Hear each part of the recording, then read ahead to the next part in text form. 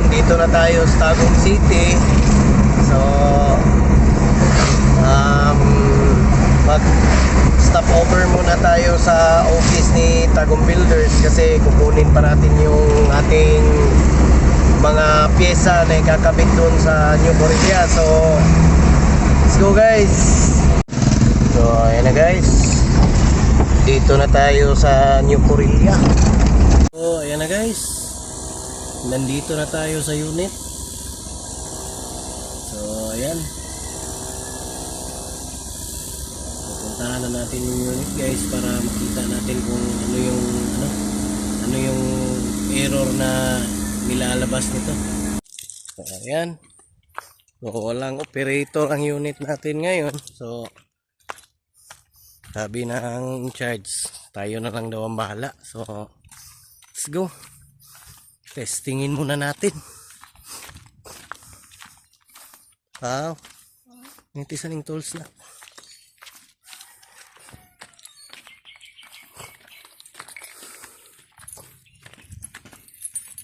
Ayan.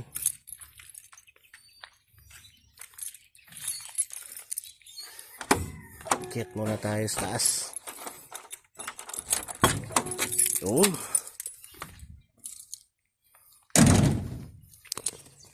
Ayan mga boss. Check muna natin yung cluster gauge para makita natin. Ayan. Observe lang natin yung unit mga boss. Yun. F013.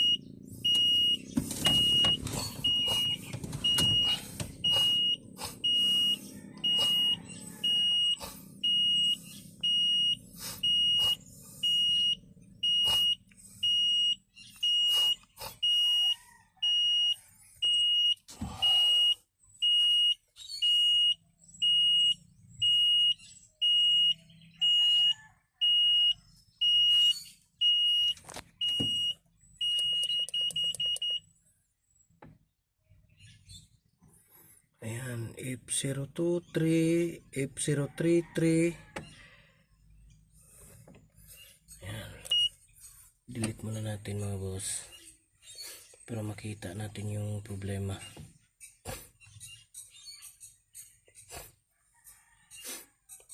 Ayan. So hard code ang F013. Ayan mga boss. So ayan mga boss, maganda naman ang galaw ng kanyang attachment. Pwera na lang dito sa swing, medyo ayaw bumitaw ng ating mga boss, swing brake. So yan yung error, F013. Ayan mga boss, medyo hesitant siyang medyo matigas siyang paikutin. So yan mga boss, yan yung itutrouble natin ngayon. Tapos magano din tayo, papalit din tayo ng mga pressure sensor. Let's go.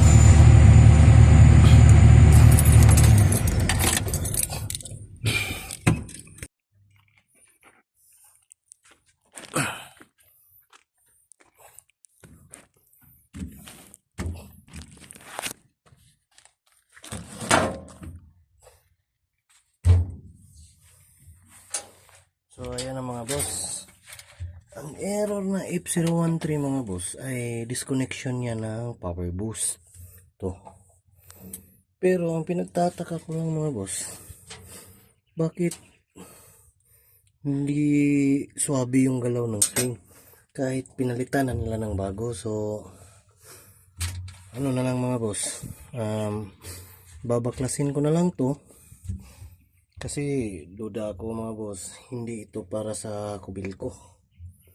Pareho lang ito ng kubil ko pero hindi talaga siya para sa kubil ko ng solenoid. So to, buti na lang may napalitan tayo kanina ng mga solenoid dun sa pangatlong unit natin. So ito lang muna ang gagamitin natin para maayos natin tong trouble nito at ma-correct natin lahat.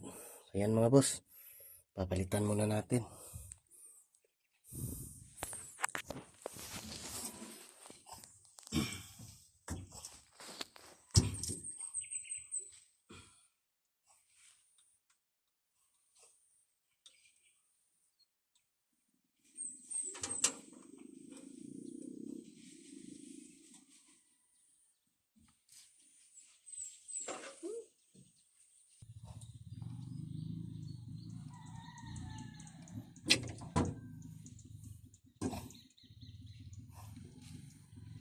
Ano po, nagbago pa?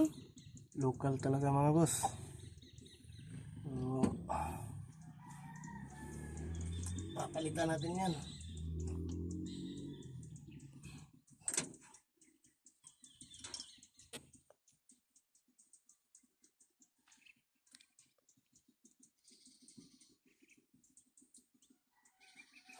Bago pa kayo no, pero di na ako gana. Lahi din na.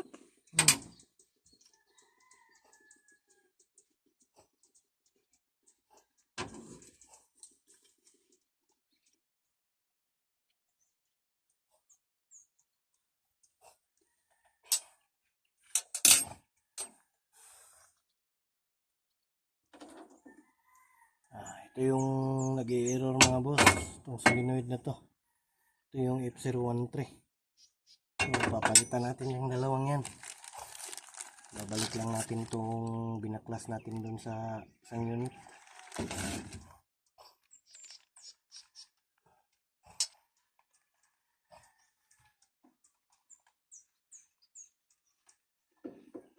Wala na pa.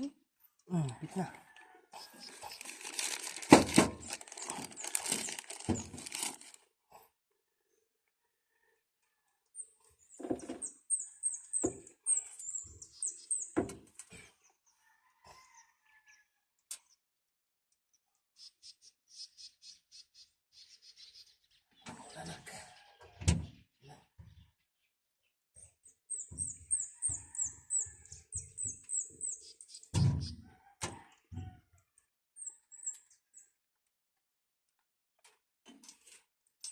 Ay nako.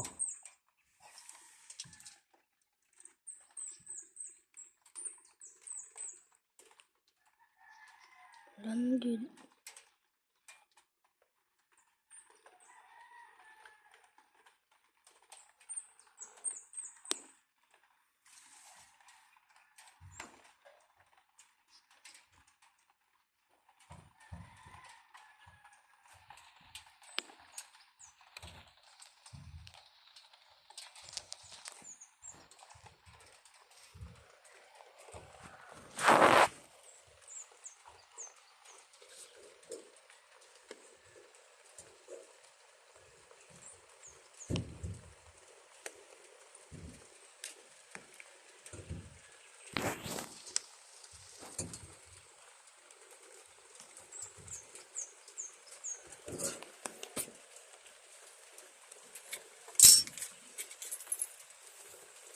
Drinak. Ipos ka drinak.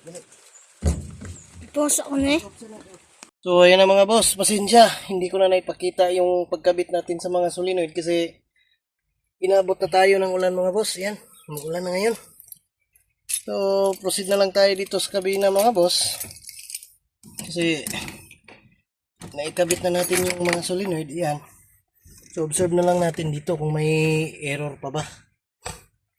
So ayan mga boss. Malinaw na, wala nang error at alarm. Ayan, didelete na lang natin yan.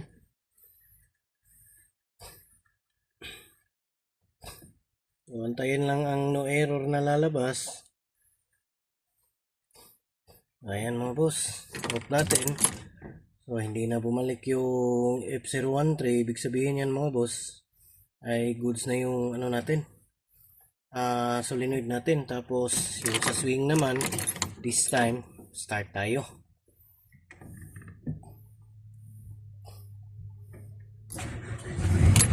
Ayan mga boss, goods na, maandar na yung unit natin. So ayan, try natin pagalawin mga boss. Ayan mga boss, goods na.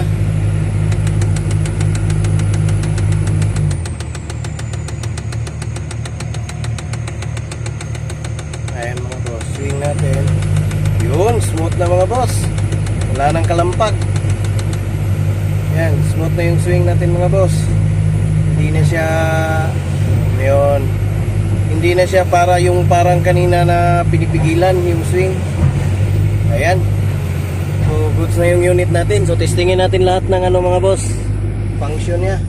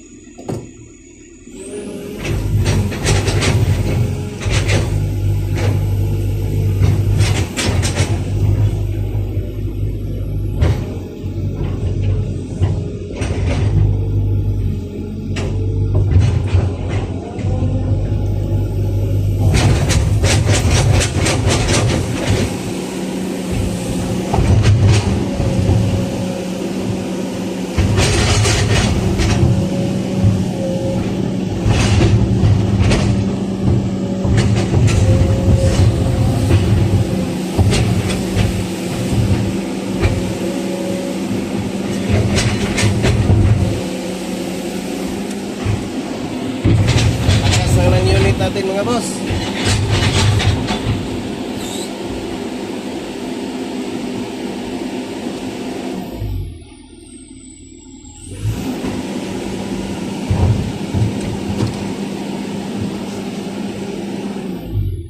Panga. Isa. Paano na ako sinilas? Ayan.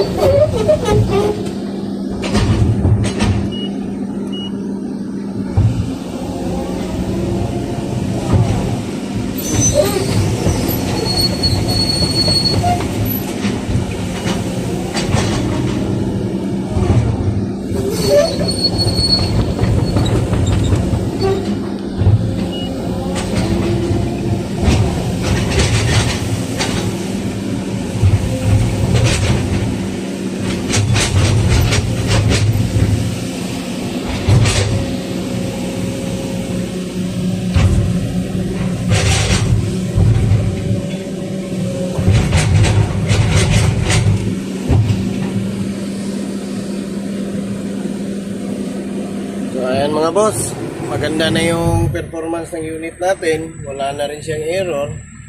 Ayan. Ayan mga boss, goods na yung trabaho natin. Wala nang problema dito sa kanyang system at saka pwede na itong makabalik sa operation mga boss. So that's it for today. Sa apat na unit na pinuntahan natin mga boss, sa awa ng Diyos, solve naman lahat. So, ganyan lang po yung mga basic trouble ng Kobelco natin. Wala po tayong pinalitan ng mga main components niya. So, yun lang po. Sana po makatulong ang video na ito sa mga mekaniko na kagaya ko. Lalong-lalo na sa mga may mga customer na may mga Kobelco. At saka sa mga bago pa lang po sa channel ni Pubring Mekaniko. Please don't forget to like, share, and subscribe. At pakihit na rin po yung notification bell para po maging updated kayo sa mga bagong videos na gagawin ni Pubring Mekaniko. So, yun lang po. Sana po suportahan nyo ang channel ni Pubring Mekaniko at sana po makuhanan po ng aral ang mga videos o content na ina-upload ni Pubring Mekaniko sa channel na ito. So, yun lang po. God bless at maraming salamat. Bye-bye!